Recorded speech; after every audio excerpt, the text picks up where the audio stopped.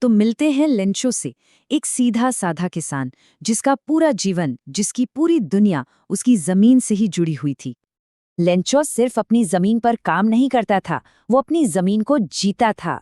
उसका वजूद उसके मक्के के खेतों से ऐसे जुड़ा था कि वो खेत की हर जरूरत, हर प्यास को महसूस कर सकता था। और लेंचो के किरदार की सबसे मजबूत, सबसे अहम बात थी ईश्वर में उसका बच्चों जैसा, लेकिन पूरी तरह से अटूट विश्वास। उसके लिए भगवान कोई दूर की शक्ति नहीं थे, बल्कि एक ऐसी ताकत थे जो सब कुछ देखती है और हमेशा ख्याल रखती है। कहानी की शुरुआत होती है एक उम्मीद भरे पल से।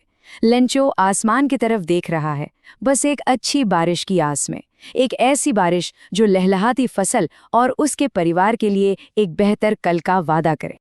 और बस यहीं से कहानी का असली संघर्ष शुरू होता है, जहां उम्मीद बहुत तेजी से एक भयानक आपदा में बदल जाती है। यहाँ शब्दों के इस खेल पर गौर कीजिए। जो उम्मीद नए सिक्कों की तरह बरस रही थी, वो देखते ही देखते जमे हुए मोतियों में बदल गई। देखने में खूबसूरत, पर असल में पूरी तरह विनाशकारी। इन शब्दों में उस दिल टूटने के एहसास को महसूस किया जा सकता है। सिर्फ 1 घंटे के अंदर लेंचो की साल भर की मेहनत, उसके परिवार की सारी उम्मीदें, सब कुछ तबाह हो चुका था। अब इस तबाही के जवाब में लेंचो ने जो किया वो सच में असाधारण था।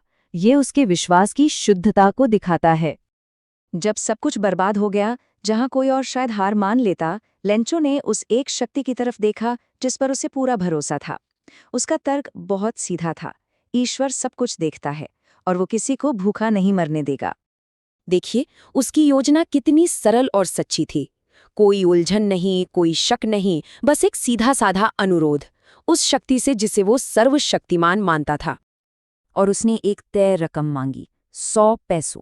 ये कोई अंदाजा नहीं था, ये उसके नुकसान और दोबारा शुरुआत करने के लिए जरूरी पैसों का एकदम सटीक हिसाब था।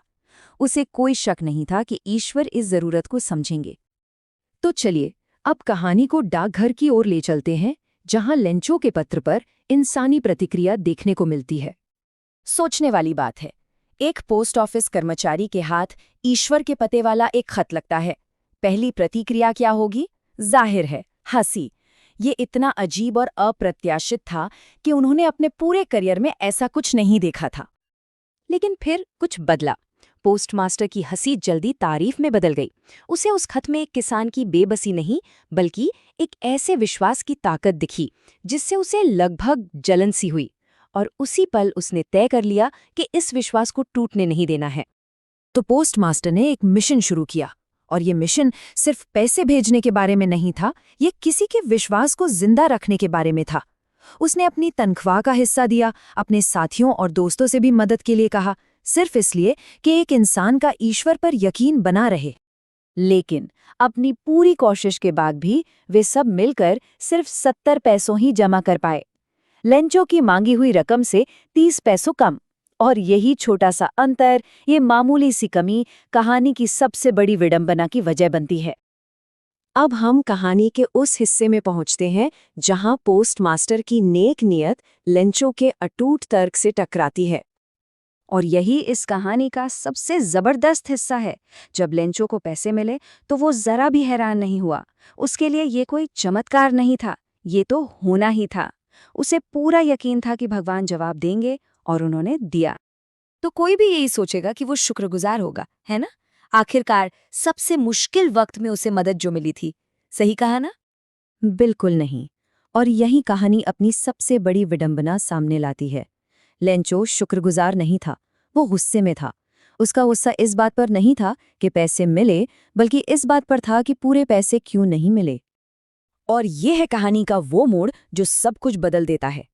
लेंचो का ईश्वर में विश्वास इतना पक्का था कि वो एक पल के लिए भी उन पर शक नहीं कर सकता था। उसके हिसाब से भगवान ने तो पूरे 100 पैसों भेजे होंगे, तो बाकी के 30 पैसों कहाँ गए? जाहिर है पोस्ट ऑफिस के कर्मचारियों ने चुरा लिए, वही लोग जिन्होंने असल में उसकी मदद की थी।